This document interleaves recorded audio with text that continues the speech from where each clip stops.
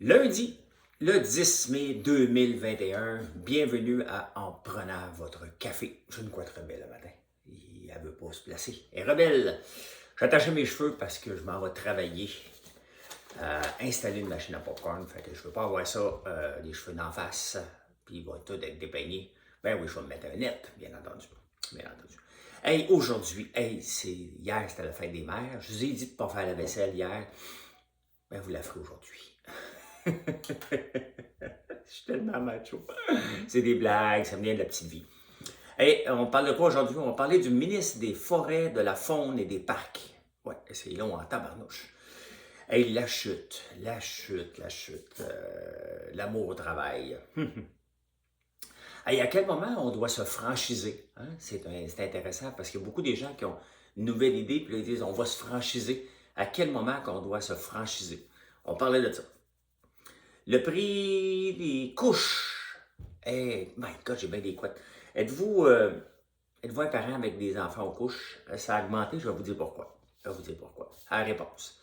Le décrochage scolaire est très élevé. On n'a pas encore tous les chiffres, mais c'est évident qu'il y en a un.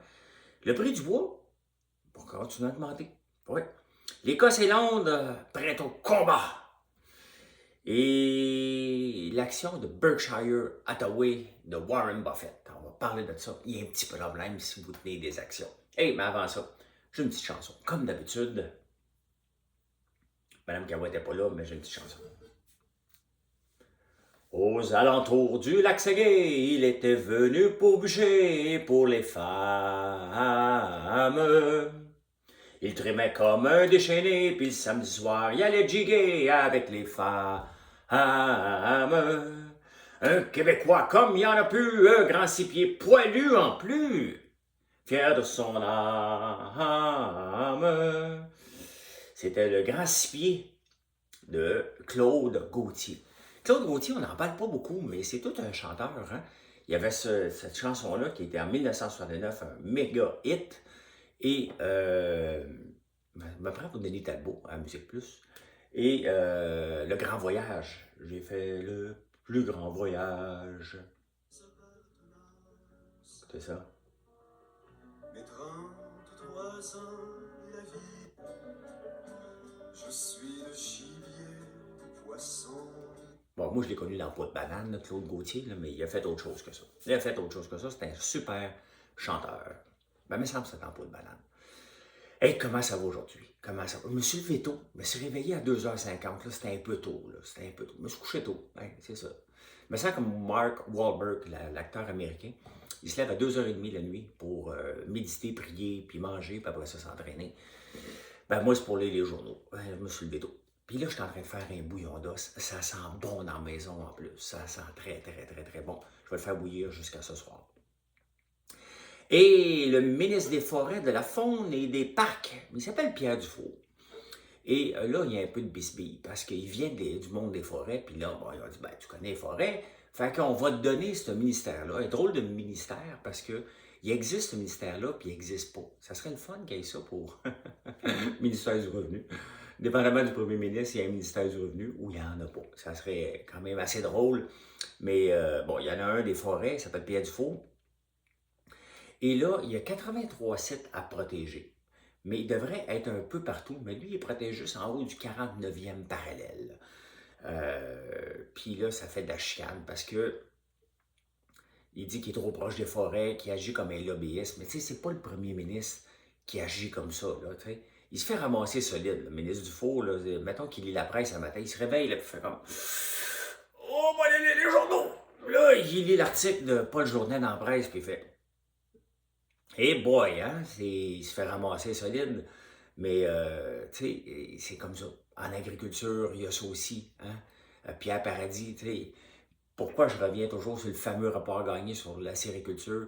C'est qu'il y a eu un rapport qui a été fait et qui disait, qui avait été demandé par son ministère et qui a dit, ben, il faut défaire les quotas en acériculture avant qu'il soit trop tard.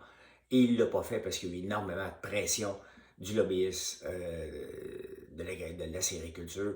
Maintenant, je m'en fous, là, mais pour bien des gens, ne pas avoir de quotas, ça serait bien. Puis pour bien des gens, avoir des quotas maintenant, ça serait bien.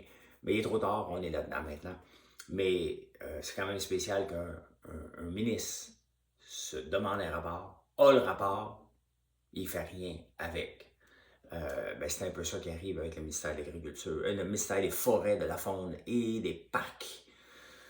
Fait que lui, un matin, lui, il lit le journal, il prend un café, puis là, il fait comme « Et moi, pas, c'est une mauvaise journée. T'sais. Ma job est en jeu. Hein? » Il va se poser comme question. Et la chute, connaissez-vous la chute? Hein? Moi, j'allais là quand j'étais jeune aux encans avec mon père et un ami de mon père qui élevait des moutons aussi qui s'appelait Mosario.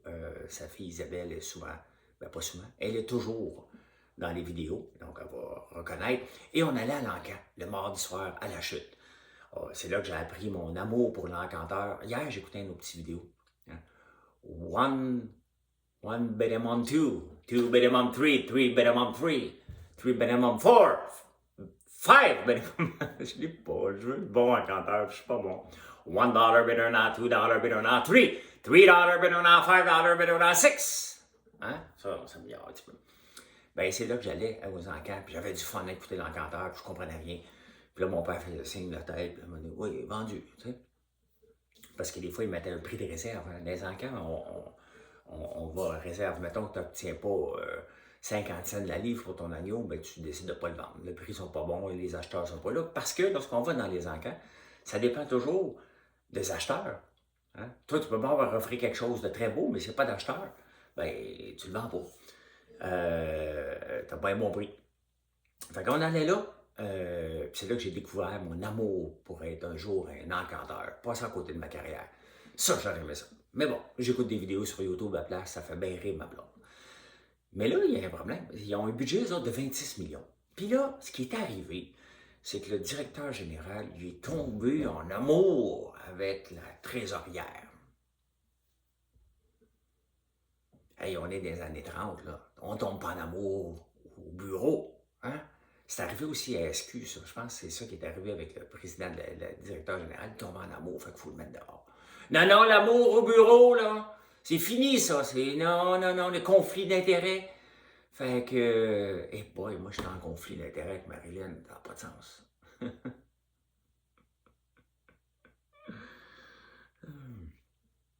Fait qu'ils ont foutu dehors le directeur général, puis là, ben, ils se sont fait poursuivre. Et là, ils leur doivent 2 millions. Hey, 2 millions, c'est sur un budget de 26. Non, non, l'amour au travail. Hey, c'est-tu une règle assez imbécile, ça? De ne pas tomber en amour. Comment ils en ont, ouais? Depuis quand que tu choisis de ne pas tomber en amour? De tomber en amour. On choisit coup de foudre, ça arrive. Là. Il y a des émissions de télé qui s'appelaient coup de foudre. C'est sûr que ça arrive, cette affaire-là. Là, fait que, ben, c'est ça. Il faut qu'il leur paye 2 millions.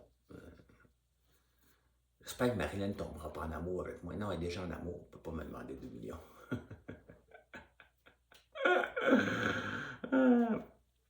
Et quand j'étais au Dragon, il y avait un gars qui est venu.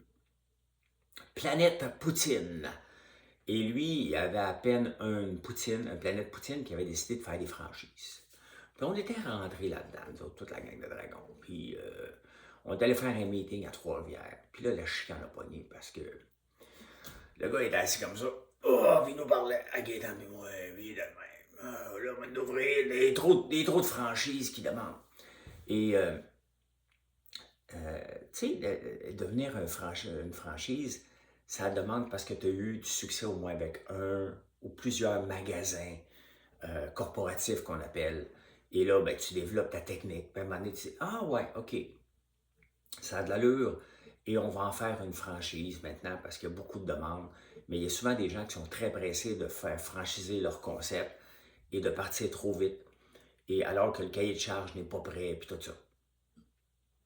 Juliette et Chocolat, qui a 9 restaurants dans la ville, je pense dans la ville de Montréal, je ne sais pas s'il y en a à l'extérieur de la ville, peut-être. En tout cas, ils en ont 9, ça fait 18 ans qu'ils ont ouvert.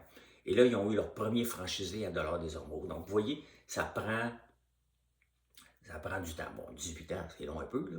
Mais elle a eu 9 restaurants corporatifs. Et là, maintenant, elle est prête à l'expansion. Et on le vend, non? J'avais le goût de le bailler depuis tantôt, celui-là. J'ai pris juste un café. Tu sais. Je prends la route tantôt, fait que je vais me garder de la place pour un café pour la route, parce que je m'en vais, je retourne en campagne aujourd'hui, donc j'ai des petites commissions à faire tôt le matin, et après ça, je descends à la campagne pour travailler avec le fabricant de la machine en sachant popcorn, pour qu'on ait du beau popcorn en sac à vous offrir, j'espère, cette semaine, si tout va bien.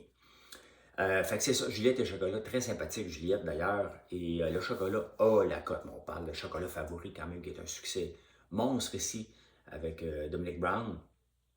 Donc, voilà, c'est le fun, puisque la leçon de ça, c'est qu'il faut prendre le temps de faire des choses. Puis un coup qu'on a réussi à le faire fonctionner, notre recette dans plusieurs magasins, c'est le temps après ça de prendre des franchises et s'assurer que les gens vont suivre ton cahier de charge. Tu peux le faire autrement, mais aller trop vite, j'y crois pas. Avez-vous des bébés à la maison, encore aux couches? Hein? Moi, des fois, j'ai l'impression que mes deux ados, ils sont encore aux couches. Ben, ils se ramassent pas. T'sais. Ben non, c'est pas vrai. Ils se sont ramassés. En fin de semaine, Alexis a nettoyé tout le garage pour avoir un gym dans le garage. Donc, on a tout nettoyé, sorti les cochonneries. Tu sais, des fois, tu accumules de la poussière, des cochonneries. Puis là, à un moment donné, tu te dis, faudrait peut-être faire le ménage. Ben, il a fait ça, mon fils. Il a fait ça. Puis là, ce matin, quand je me suis levé à 3 heures du matin, ben, Mathieu, mon plus vieux, lui, il dormait sur le sofa. Fait que j'ai dit, Mathieu, va dormir en haut. Et son chien dormait avec lui. Il était assez beau. Hein? Ils étaient tous les beaux, les deux. Hein? C'est le fun. Bon, on revient sur le prix des couches parce que moi, j'ai des adolescents maintenant. Ouais, ouais. Le prix des couches a monté de 9% cette année et il n'y a pas de pénurie, mais ça coûte de plus en plus cher. Et pourquoi?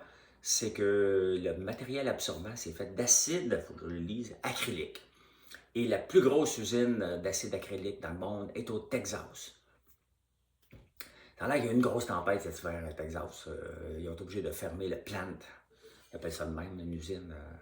We have to close the plant. Ouais, ils disent Texas. Hein.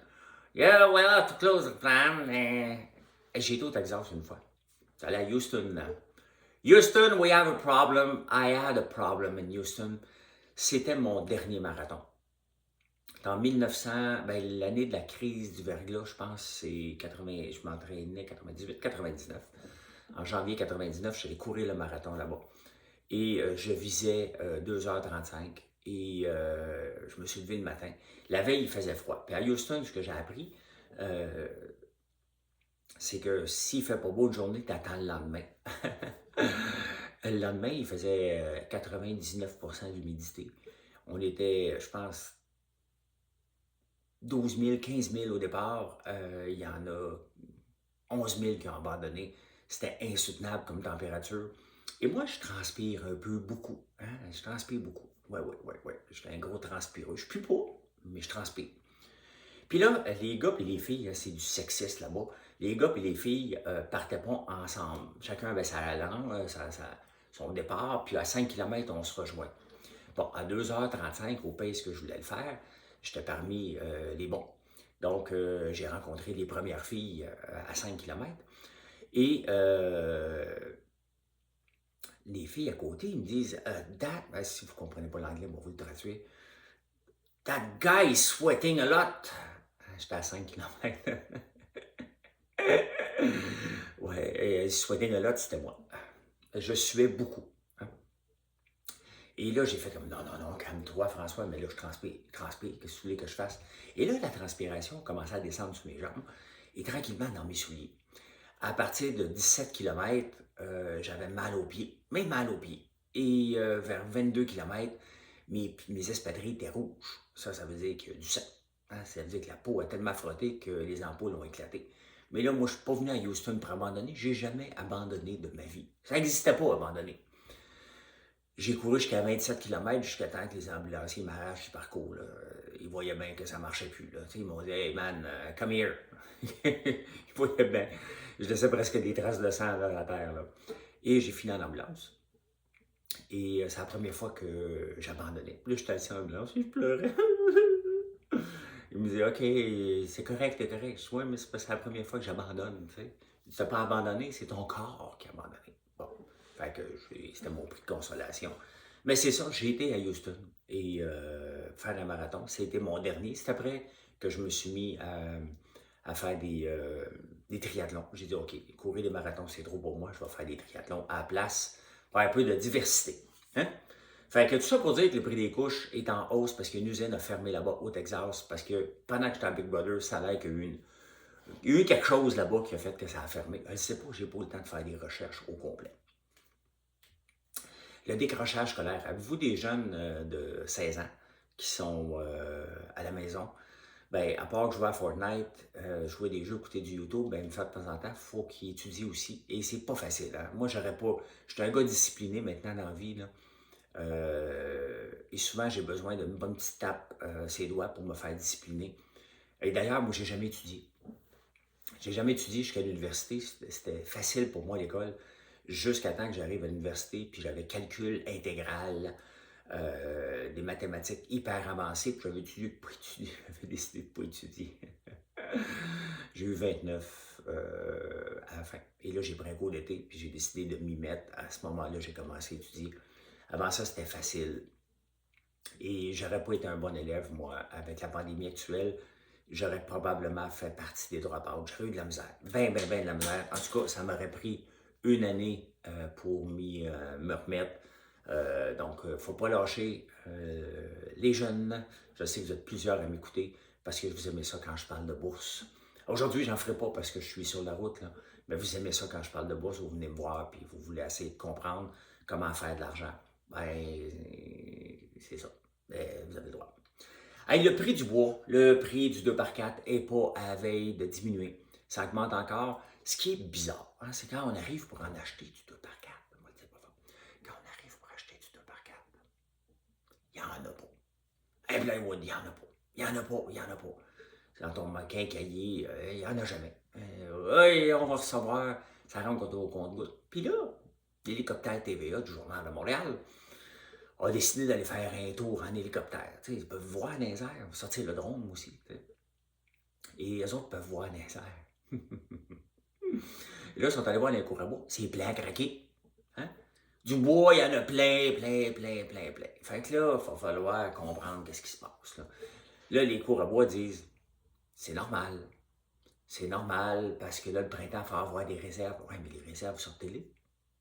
C'est comme si moi, je disais, j'étais tout seul à faire du popcorn, maintenant. Mais il y a Mr. Sunshine qui en fait, ça a l'air que c'est lui qui connaît le mieux le popcorn. Ça, c'est Goudzo, hein. Il s'appelle Mr. Sunshine, il faut s'aimer en tabarnouche. Y a-tu quelqu'un qui l'appelait, hey, toi, t'es Mr. Sunshine?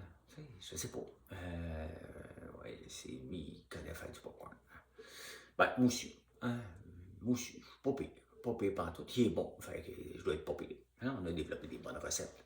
Mais là, c'est ça, ils ont envoyé les hélicoptères. Puis là, ils ont vu qu'il y avait du bois partout. Puis là, ben, c'est ça. Ils se disent, ben, c'est ça, il faut prévoir. Ah oui, mais prévois-le, sors-le, le bois. T'as pas de camion? Mais emmène-le dans le cours.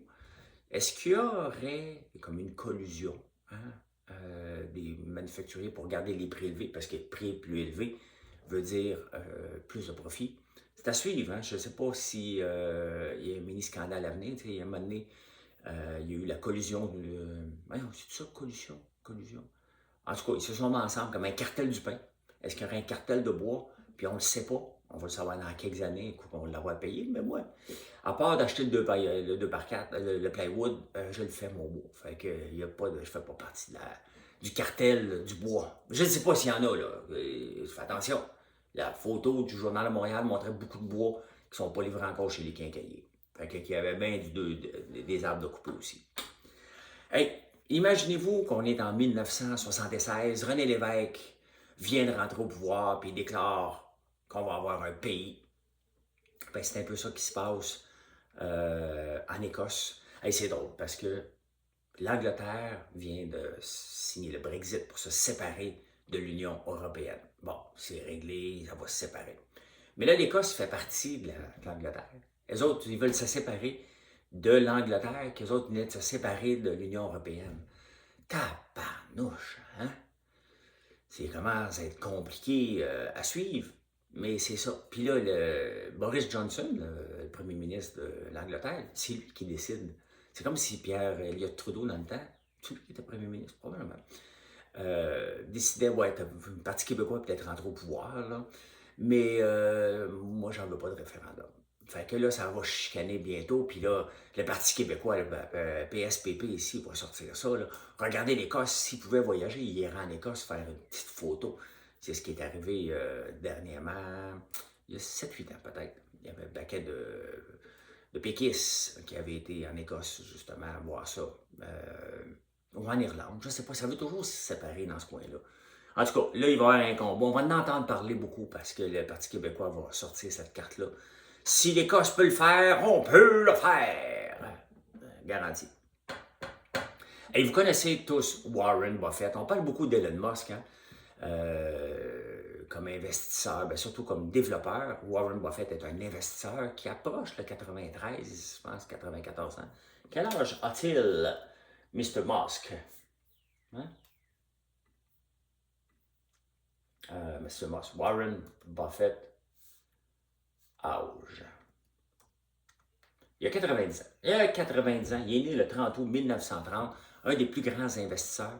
Lui, il n'a jamais splitté l'action de Berkshire Hathaway. Jamais, jamais, jamais, jamais.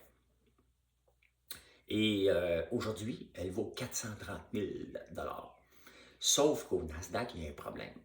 À cause des chiffres binaires de 32 bits, ben, il ne peut pas aller plus haut que 429 000 et des virgules, parce que à la bourse, les chiffres sont avec 4 virgules.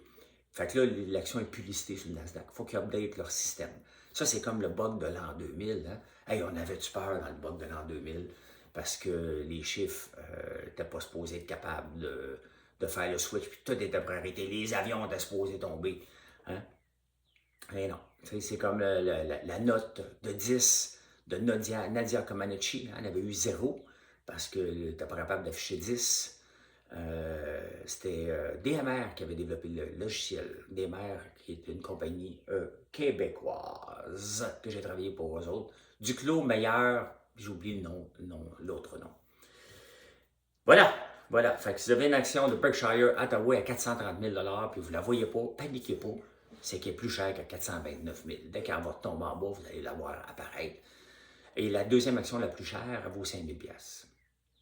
Sur le Nasdaq. Fait qu'il fait des choses différentes, Warren Buffett, et c'est comme ça. Il n'a jamais splitté ses actions, qui sont revenues à la mode un petit peu.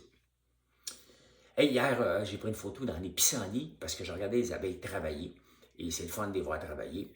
Et quelqu'un m'a dit, ben, t'as bien écrit. On me dit tout le temps ça, dépendamment de l'angle de la photo, mais sachez que je pèse toujours 172 livres. Des fois, quand je monte à 178, c'est dans la bédaine. Fait que vous ne la voyez pas, ma bédaine, je ne vous la montre pas tout le temps. Là, je suis à 172, là, pour ceux qui s'inquiètent de mon poids. Tout va bien. Hey! Bonne journée. Merci d'être là tous les matins. Toujours un plaisir de vous jaser. Et on se retrouve ce soir derrière le comptoir. Bye!